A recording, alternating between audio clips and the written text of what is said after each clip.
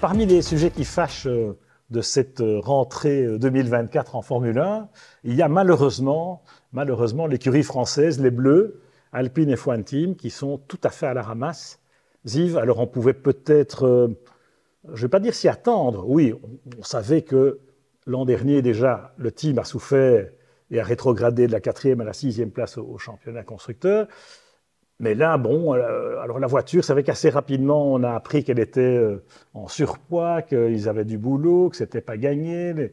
Dès les premiers essais à Bahreïn, on s'est rendu compte que c'était vraiment peut-être même la plus lente du plateau, ce qui est quand même un scénario catastrophe. Comment est-ce qu'ils en sont arrivés là? Oui, mais c'est dramatique, hein, Pierre, d'abord, parce que c'est vrai qu'on ne s'attendait pas à ce que Alpine retrouve la 4e place au classement général. Hein, non, ça pas. Par contre, ils ont toujours, les dernières années, ils ont toujours été assez solides. Seulement en interne, on a appris qu'ils avaient des problèmes au niveau du développement du moteur, enfin de l'interdiction de l'améliorer avant 2026. Donc ils savaient très bien qu'ils étaient en 2024-2025 probablement largués au niveau moteur. Mais là, ce qui est surprenant, c'est que c'est au niveau châssis, au niveau aéro, qu'ils se sont loupés et de les retrouver là maintenant derrière Haas, derrière Williams.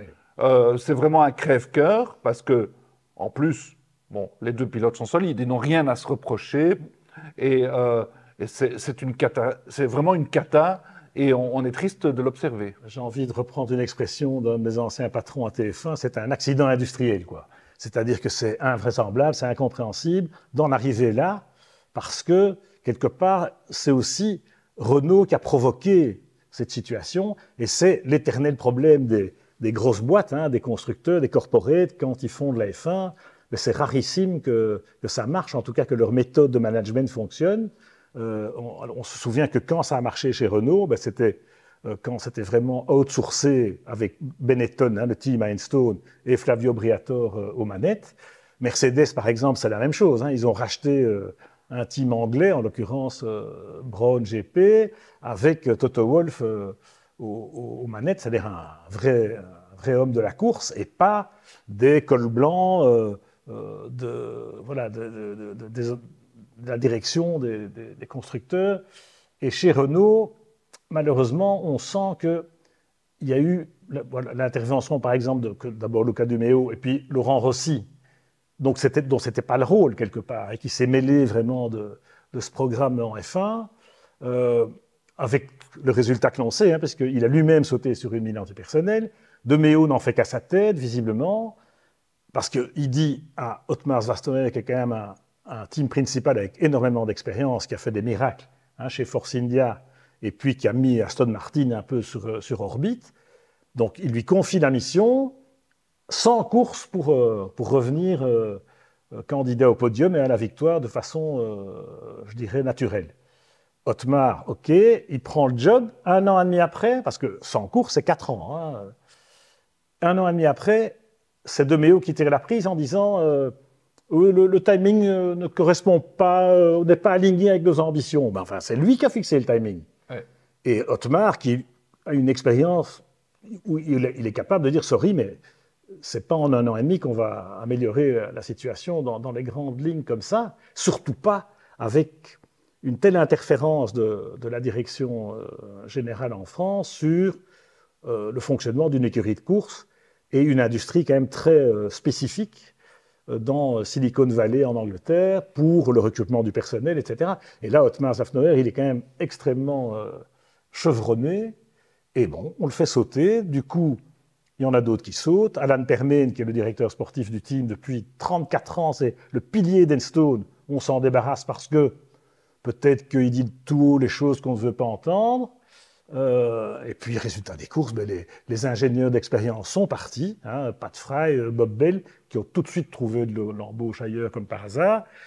Et ceux qui ont fait la dernière Alpine, Matt Hartmann, qui vient d'un peu nulle part, et le vieux Dirk de Beer, qui est un aérodynamicien qui a quand même fait le tour du paddock depuis 25 ans, voilà, vu l'échec de la voiture, ils sont partis la queue entre les jambes. Franchement, c'est la honte.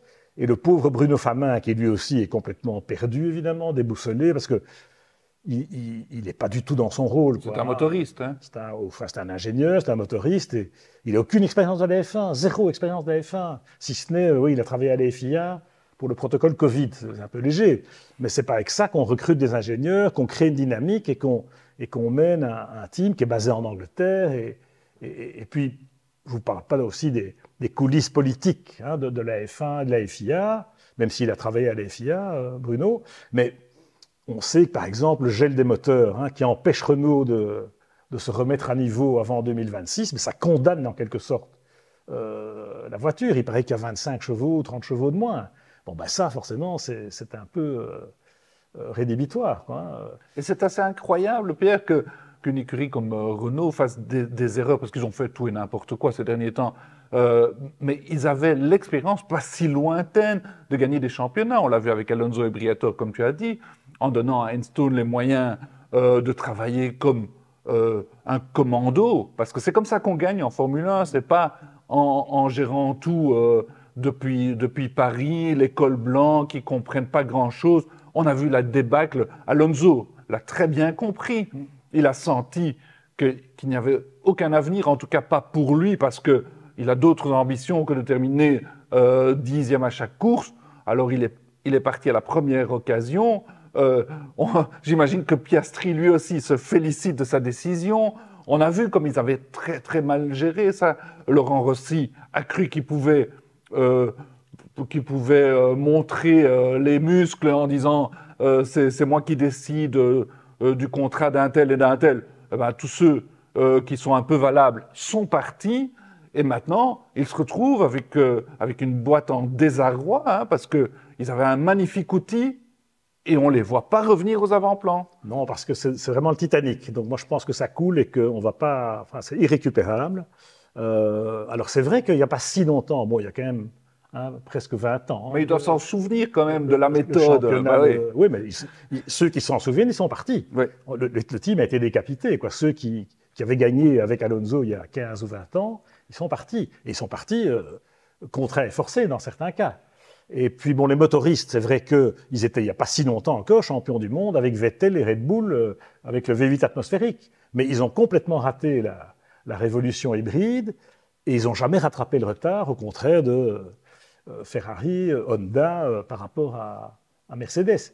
Et là, on ne voit pas comment ils vont le rattraper parce qu'ils n'ont même pas une équipe client pour pour comparer les datas, pour savoir où ils en sont. Ils sont perdus.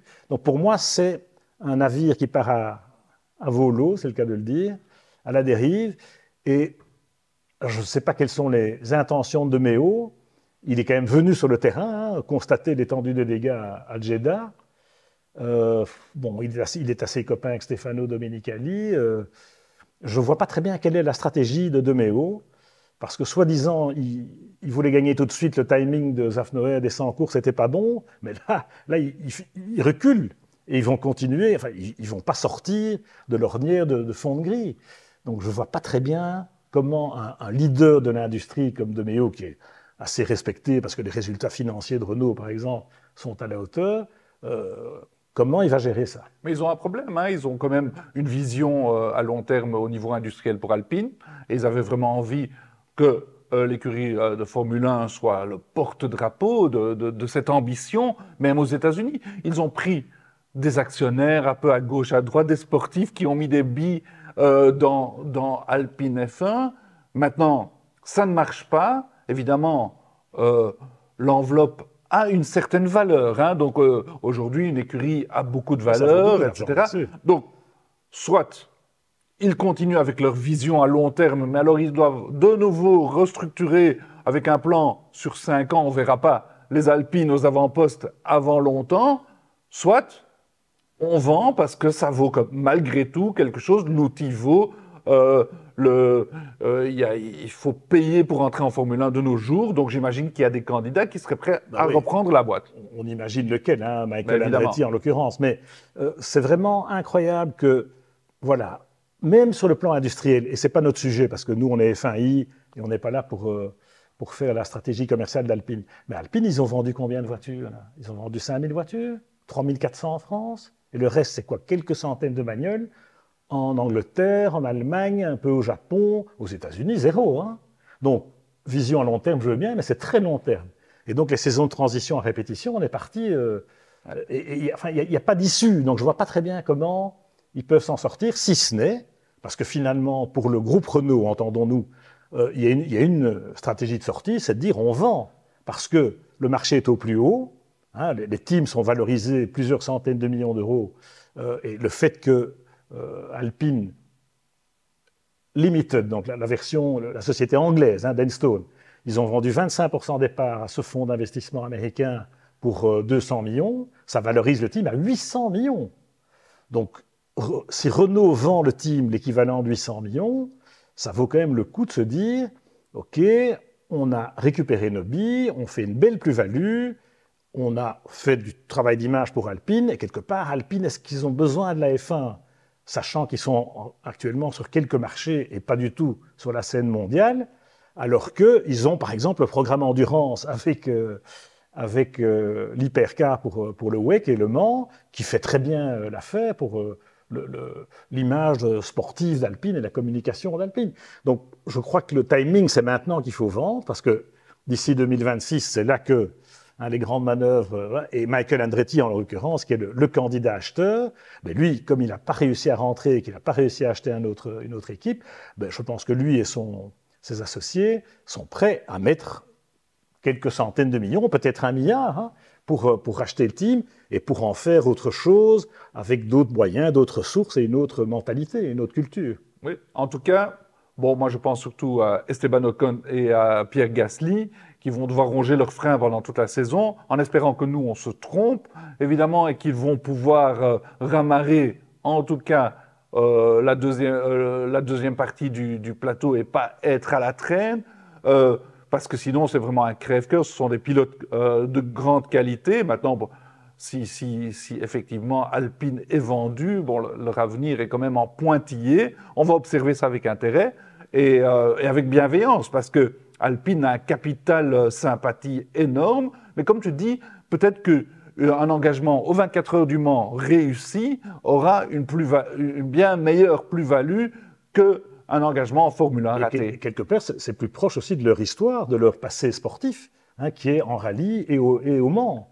Et ça n'a jamais été la F1 Alpine. Donc c'est Renault, enfin c'est De Meo qui a pris cette décision et qui a fait d'Alpine un porte-drapeau du groupe Renault. Mais enfin, commercialement, c'est loin d'être une réussite. Et voilà, alors tout ça est très hypothétique évidemment, puisqu'on n'en sait pas plus que de l'analyse qu'on en fait. Mais tu parles de Esteban et de Pierre, c'est vrai que c'est dur pour eux, c'est dur pour plein de gens dans le team, mais bon, vu que tout le monde est parti, Bruno Famin se retrouve avec quoi? Vous avez remarqué, ils ont fait monter 3 directeurs techniques, mais qui viennent en interne, donc c'est des promotions par défaut, parce qu'il n'y a personne qui veut venir, le navire prend l'eau, donc il n'y a personne qui veut monter dessus. Et là, on croit, alors le scénario rêvé ou un peu idéaliste, c'est de dire, regardez, McLaren l'an dernier, ils étaient au même stade qu'Alpine aujourd'hui, et avec leur direction technique tricéphale, miracle, ils sont revenus dans le parcours. Mais je crains que ce ne soit pas du tout le même potentiel pour Alpine, parce que chez McLaren, il y avait du potentiel, et que la répartition des tâches, techniquement, avec la prise de pouvoir d'Andrea Stella comme team principal, en réalité, c'est le vrai leader technique, c'est lui, et puis voilà, il a dans tous les départements des responsables, comme il y a dans tous les teams, parce qu'en F1, aujourd'hui, il y a 1000 personnes dans une écurie, donc forcément, ce n'est pas un ingénieur, aussi Adrien Newey soit-il, qui peut mener la barque. Mais là, malheureusement, je crois que la barque, elle prend l'eau et qu'il est grand temps pour Renault de tirer des conclusions.